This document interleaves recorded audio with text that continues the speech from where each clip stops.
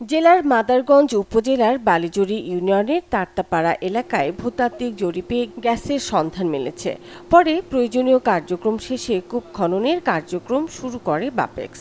ইতিমধ্যে কূপ খননের কাজ প্রায় ৯০% সম্পন্ন হয়েছে। বাপেক্সের প্রকৌশলী ও শ্রমিক কর্মচারী সহ ২৫০ জনের একটি টিম চলতি বছরের জানুয়ারি মাস থেকে দিনরাত এই কূপ খননের কাজ করে যাচ্ছে। ইতিমধ্যে কূপটির ২৮০০ মিটার খননের প্রায় লক্ষ্যস্থলে পৌঁছে গেছে বাপেক্স। খননকৃত কূপটির ৩টি জোনে প্রাকৃতিক গ্যাস মিলতে পারে বলে আশা করা যাচ্ছে।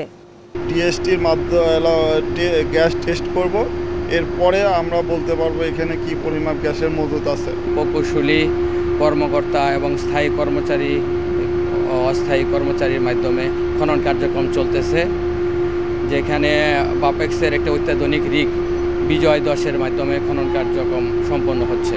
আমরা শেষ করার জন্য দিন-রাত ২৪ ঘন্টা শিফটিংভাবে কাজ করি। গ্যাস উত্তোলন হলে আমাদের এলাকার উন্নয়ন হবে। যে নির্দিষ্ট সময়ের মধ্যেই ইনশাল্লাহ আমরা এখানের যে কাজটা আমরা শুরু করছি সেটা সম্পন্ন করতে পারবো ইনশাল্লাহ। কাজের কোয়ালিটি বিদেশি কোম্পানির সেম সমস্যা নাই।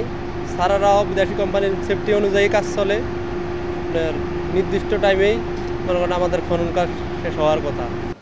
কাজটি সফলভাবে সম্পন্ন হলে প্রতিদিন গড়ে গ্যাস পাওয়া যাবে ১০ মিলিয়ন ঘনফুট।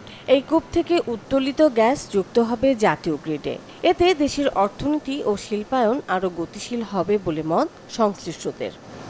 Desk report, channel 24।